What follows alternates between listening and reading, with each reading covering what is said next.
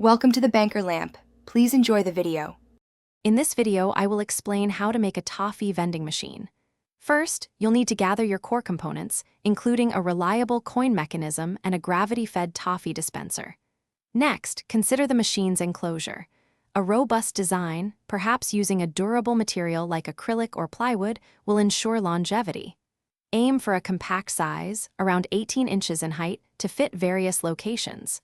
Finally, map out the internal layout to optimize space and ensure easy access for refilling toffee and performing routine checks. Now, let's dive into the essential components and their assembly.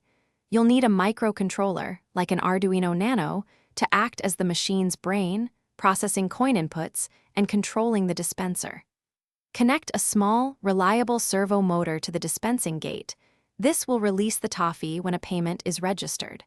Pay close attention to your wiring, using 24-gauge wire for secure connections, and double-check all power sources to prevent any electrical issues during operation.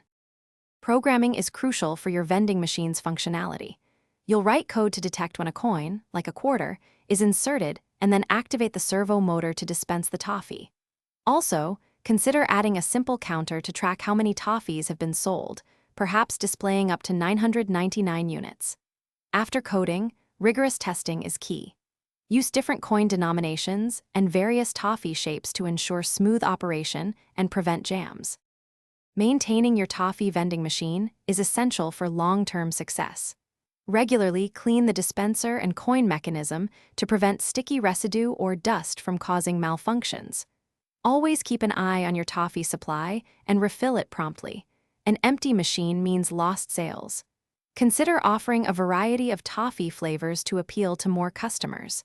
And hey, while you're optimizing your life, check the description for a link to some amazing socks and other great deals. Thanks for watching. If this was helpful, leave a like and consider subscribing. See you next time.